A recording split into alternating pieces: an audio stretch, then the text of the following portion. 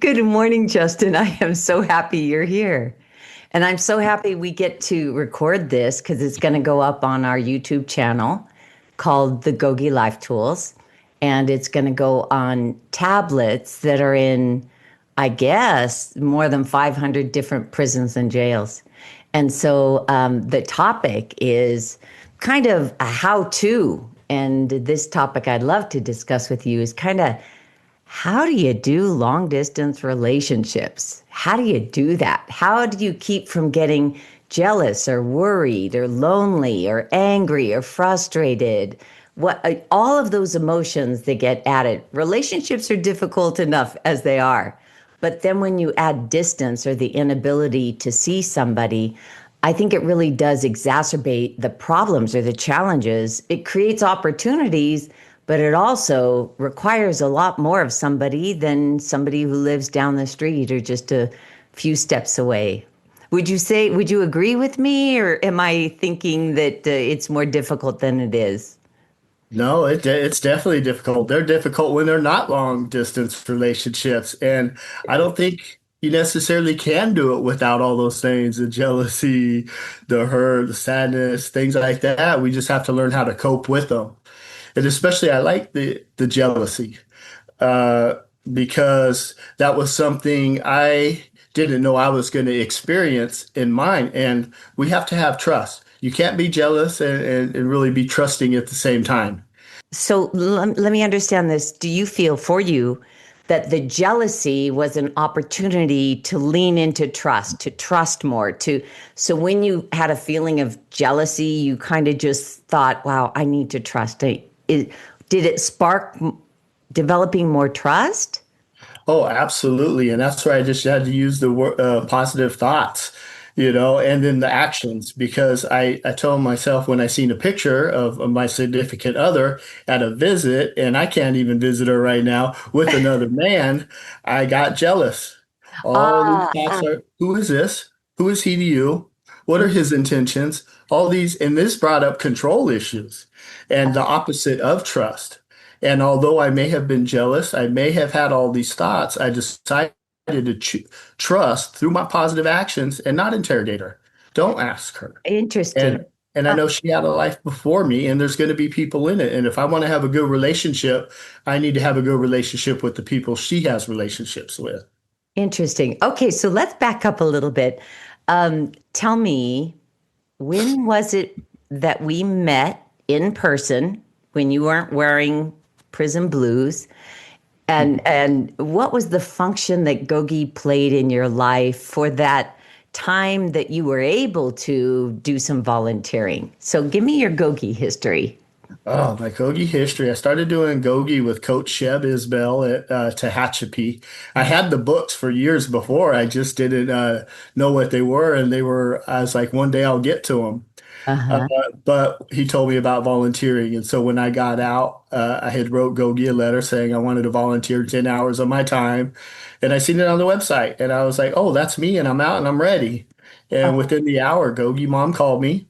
Uh-huh. Coach Johnny called me, and then I was in the mailroom not much longer after that, Hmm. where I was being able to encourage others, support others in their journeys. And So how did you get to the mailroom every time that you came to volunteer? How did you get there? oh, I started out on a bike and a scooter and public Yes. transportation. It was a Yes. long ways too. Yeah, And yes, it was. It was. eventually I got a vehicle and everything. I picked up other volunteers to bring them to. Hmm. And Gogi's just been the great experience. The Gogi tools have given me the life that I have today. Otherwise, I would have thrown it away. Again, What do you mean you would have thrown it away? What you would have thrown what away? Your freedom? Well, I what would you have thrown away? yeah, I could have without having the tools, the coping skills that I have, my 5 second light switch. It was only one situation I had in my reentry housing, and I was furious. And Really? actually, because I was doing Gogi with my significant other, Hmm. she happened to call in the middle of it, and she's like, "Get out of there! Oh, Get wow. out of there!" Wow. Okay, so And you went into a reentry home and you were bumping up against someone. There was something that wasn't right. And that was a critical moment when you used your tools to be able to walk away. And she reminded you of your Gogi tools. Is that how it played out? Yeah, and I like when one of the coaches talks about letting go, hand squash toss. Yeah, but then we have a tendency to go back and pick it up Yes, later. yes, You know, we that's got to true. actually let it go and leave it there. Yeah. So when our phone call ended, I ended up back in the house, and then she calls back. She's like, "Where are you? Get out of there!"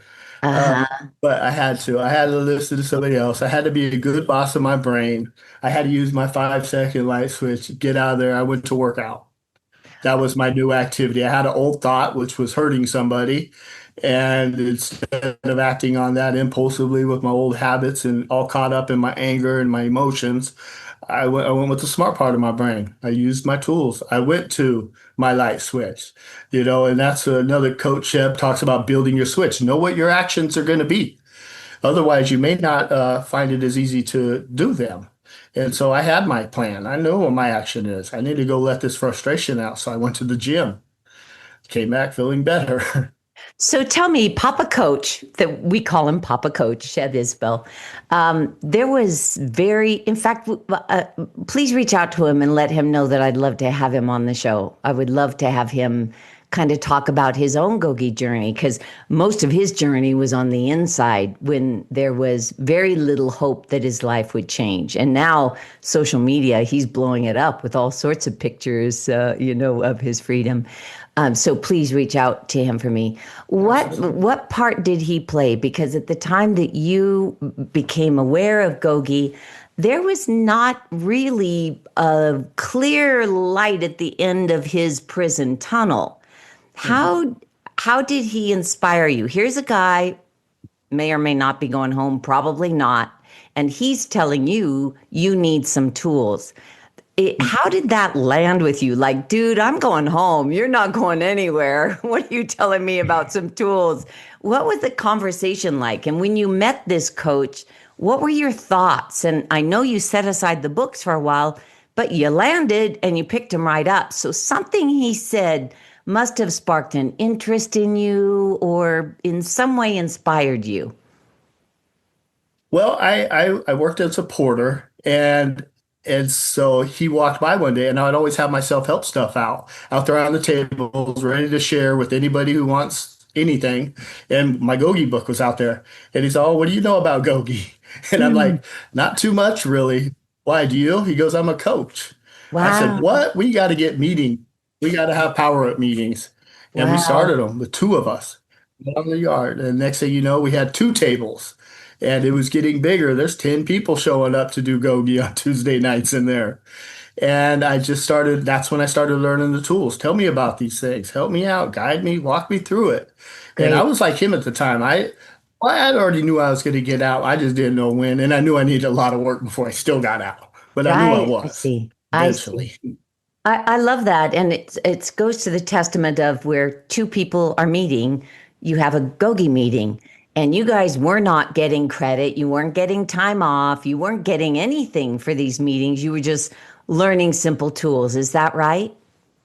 Yeah, but I was getting a lot. I'm investing in my future. I'm Oh, investing to ensure this is an insurance policy on my future that I can reach my goals and I'm going to get there because the tools are going to allow me not to get distracted with my old habits and emotions. I love that. So you began to seek out positive friends. You began to associate positively with them. You're learning the tools. Now you get out.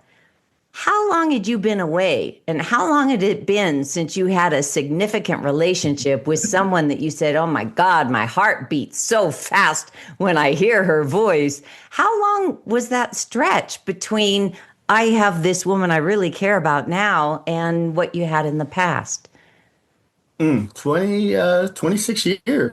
26 years. So you were 26 years inexperienced. Yeah. Yeah. Uh-huh. That's And almost for like brand new. That's almost like first date stuff. it is.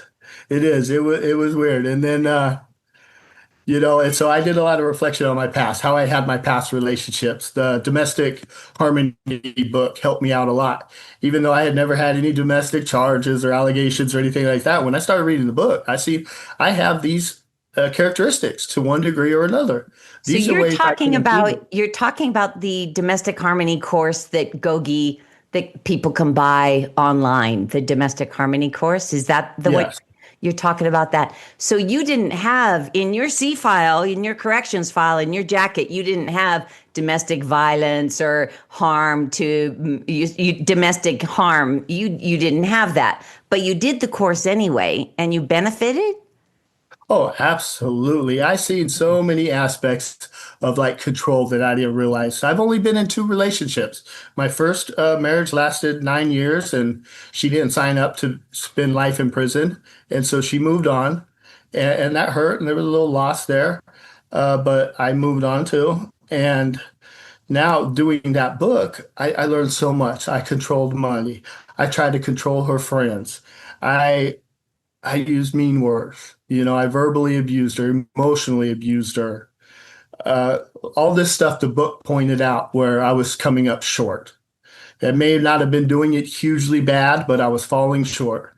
And that book highlighted where I needed to fix. And that's what I 180. Let's do it this way. Let's trust. Let's be kind. Let's Oh my value gosh, our partner. that is tough. And people that are watching this and they're sitting in an 8 foot cell on a 2 inch mattress is going to say, yeah, but you didn't have the phone call I just had with my wife or my husband or my loved one.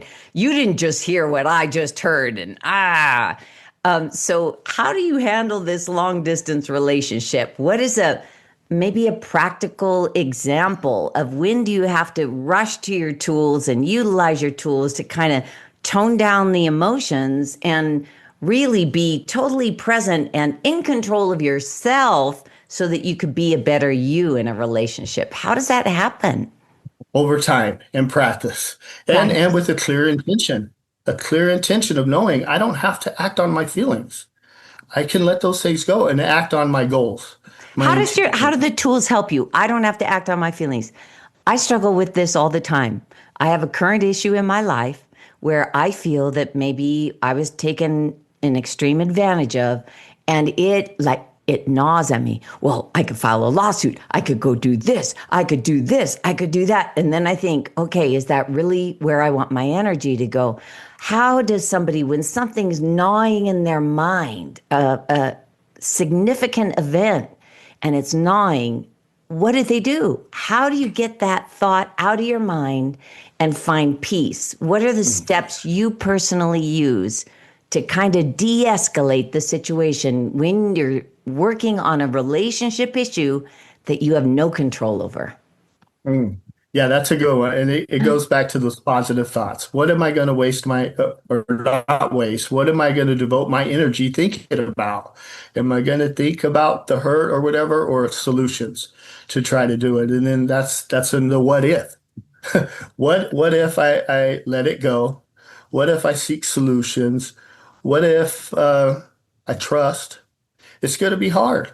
And I get it. And I say, especially when it comes to the phone, to my men and women who are in there, they control the phone. I cannot call her. They control, and silence can be violence. Hanging up on somebody. You don't want to do that. That sends the wrong message. And then you don't call. They're worried, wondering what's going on. And so I always like to say that good communication that you have to be able to let things go and just focus on the future. It's going to have hard times, but that gives you opportunities to build the trust and strengthen the relationship when you're able to use those positive words and actually talk about it. So she has been in prison quite a while as well as the time you did. Yeah, she's been in about 17 years. 17 years. So you have two individuals who have been away from personal contact for quite some time, and you're navigating this relationship, which is a deep love and a deep appreciation for each other. Does it matter that she is incarcerated? Does it make it more difficult, less difficult? And you might be in the position of a lot of people of having a love for somebody who's incarcerated. How do they manage control, not control, hanging up the phone, silence is violence? How does a person on the outside cope with someone who's on the inside who there's lots of variables there. There's lockdowns, there's no programming, there's no medical care, there's drama in the dorm or whatever it is. How can a person on the outside, a formerly incarcerated GOGI student or not, manage a relationship with somebody who's still on the inside? And that may mean friends. We have one coach who was released who's relapsed and having a difficult time. He is really good friends with another coach on the inside, and they're having a struggle. It's difficult because one released coach who has his freedom is struggling with addiction. An incarcerated coach is saying, dude, what are you doing? You have your freedom. You are just turning the keys. And so there's this. Talk to me about that inside outside component in relationships and how do the GOGI Life Tools help? Well, I think I'm perfect for that because I've been on both sides. So Yes. I Yeah. kind of I know both sides intimately, and I have a much broader respect for my ex-wife's position, what she went through, because now I'm sitting through it, and it's hard to be away from the ones we care about, and there's always forces trying to divide us and things going on in my head. I don't always have the best thoughts. So one particular day we had a disagreement or something we didn't agree upon. And we got off the phone, and I'm expecting a call later. She always says good night, and I don't get one. And I thought she was mad. And then the next day, I don't get a call. And then finally, the next day, I get a call, and I act like nothing happened. Hey, Mm. how was your day? Oh, it was fine. And then what'd you do? Haven't you missed me? And I was like, yeah, but right now I'm being stubborn, and I'm mad because I think, but it was technology. But my mind goes to the worst case scenario, and she reassured me I would never do that. I hate being hung up on. I would never do that. And so that started the conversation using those words, positive words.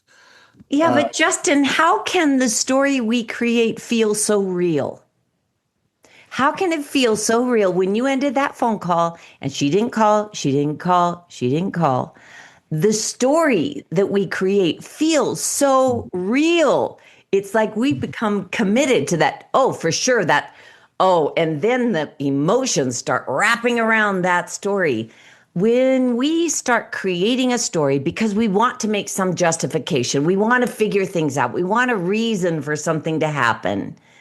How can the individual on the other line of that phone or waiting for that letter or waiting for that visit, how can they spend their time, their mental or emotional time, thinking of something either more neutral or actually something pretty positive? How do you do that? It sounds so easy. Oh, you just pretended like nothing was happening but when that's going on in your mind, you might lash out to people around you. You might have another nasty phone call with somebody just saying, oh, everybody's going to treat me this way. It might create in you a lot of reactions to other things that have nothing to do with this issue. How do you do it? How do you do it? I got to look at the facts. It's been 3 years, over 3 years I've been with her, and she Okay. hasn't been doing that, Okay. And then she told me she never would. So moving forward, that's not going to be, if it is my first thought, I'm going to change it. No, that's not her. This is me and my defects, and I'm seeing it through my filters, my old past, and just trusting that everything is fine. Trust. Everything is fine. It's technology. She trusts me. She wants to call as bad as I want to hear her voice. She's Mm-hmm. going through it too. And she's stressed out wondering what I'm thinking. Am Right. I thinking she's mad? And we're both basically doing the same thing. And then when we can just talk about it openly and honestly, and then get to the bottom of it and realize we got character defects, we're working on them. And a big thing is I love doing the Gogi work with her because we Ah, both have the same set of tools. And if we okay. use them, there's no reason why we can't succeed. Yeah, so for anybody that has a loved one on the outside, they can go to our website or they could just Google Getting Out by Going In or GOGI Life Tools. We have hundreds of thousands of views on our YouTube channel of all our videos. So a loved one, the conversation could be, what Gogi video did you watch? Oh, I watched Sheb Isbell. Oh, I watched Justin on relationships. And having that conversation, right? The incarcerated individual could invite their loved one to just check out the Facebook page or whatever. Is that what you would do? Oh, absolutely. I encourage. So that's the thing with these long distance relationships, we got to think out the box a little bit. They're not your conventional relationship.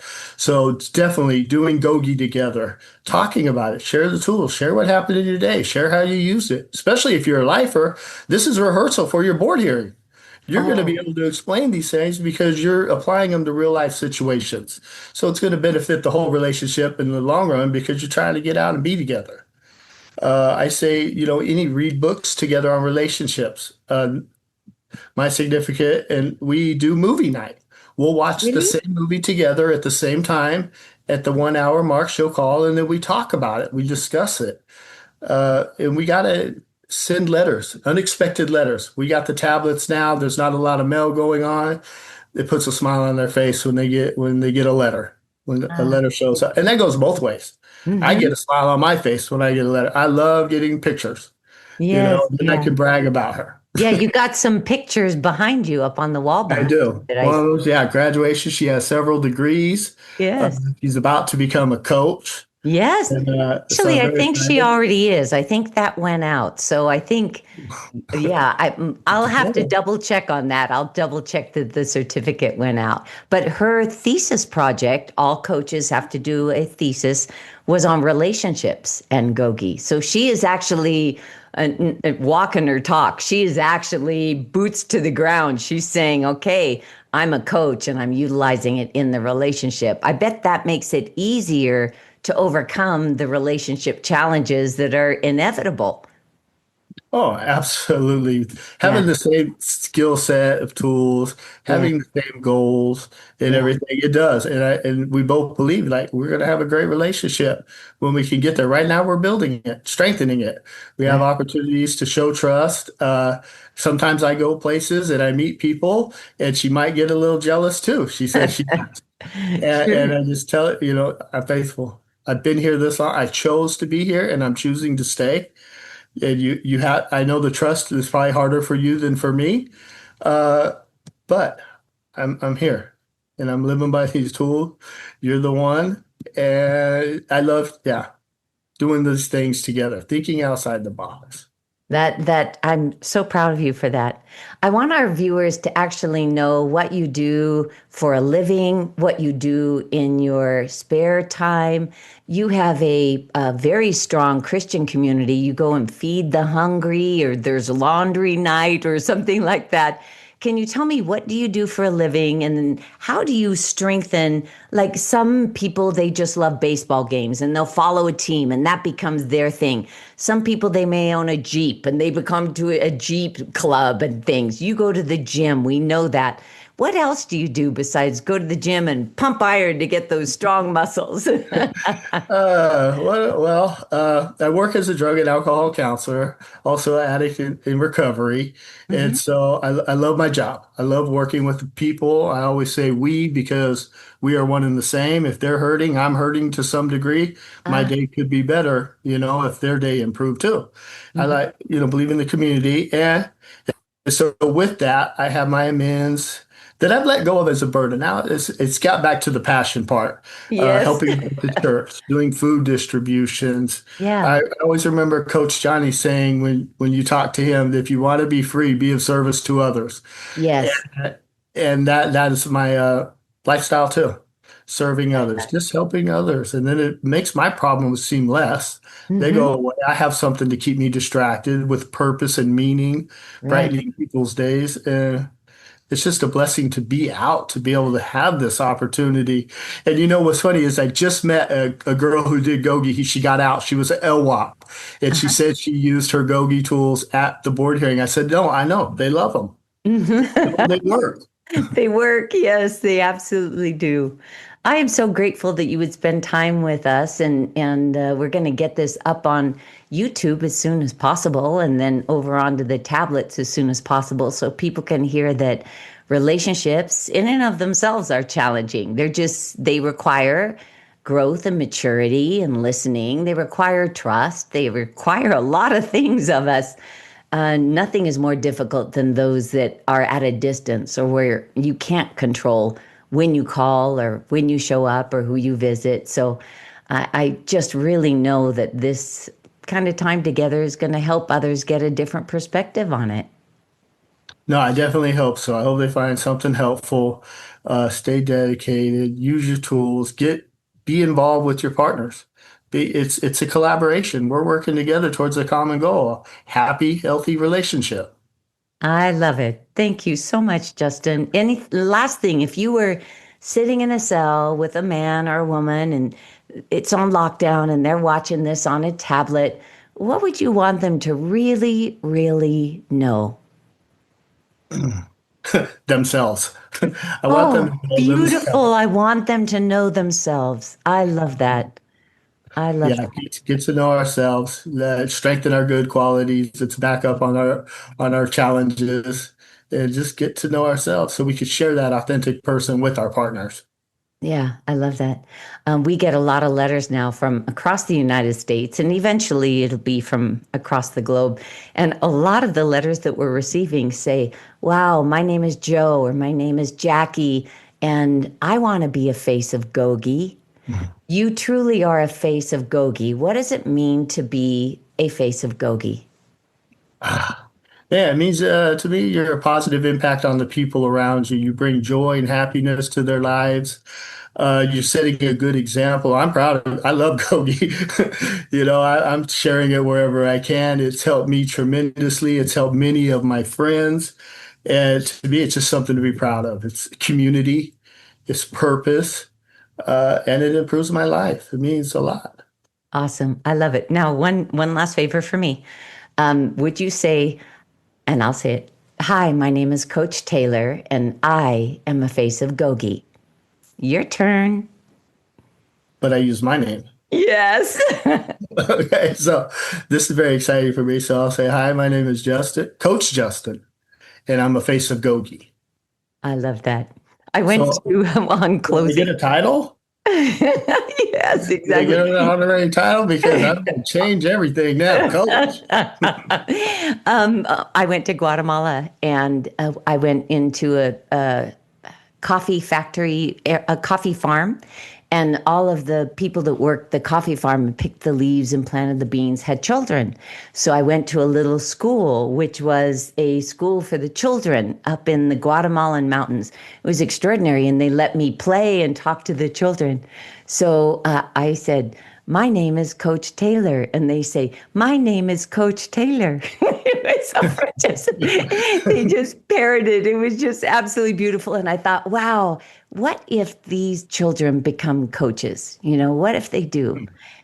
These sweet little individuals on the top of a mountain, coffee bean pickers and coffee planters, the children could become Gogi coaches and well, they too could be a face of Gogi. I appreciate you for being a face of Gogi and for sharing your time with us. I really, really appreciate it, Justin. No, it's definitely my honor to be able to give back to something that's given me so much. That internal freedom, ultimate freedom. Yes. Yeah, there we go. So we've earned our freedom today, I would say. Amen. Free. Thank you, I am Justin. free. I Yeah. appreciate you. Thank you, Coach. Love you, Coach. I Go love for you life. too. Always, always, I love you. Bye, dear. G-O-G-I, G-O-G-I. Go, we talking this, I got the tools to live by. G-O-G-I, G-O-G-I. Go, we talking this, I got the tools to live by. All the GOGI Life Tools books are available on Amazon. This, I got the tools to live by. G-O-G-I, G-O-G-I. Go, we talking this, I got the tools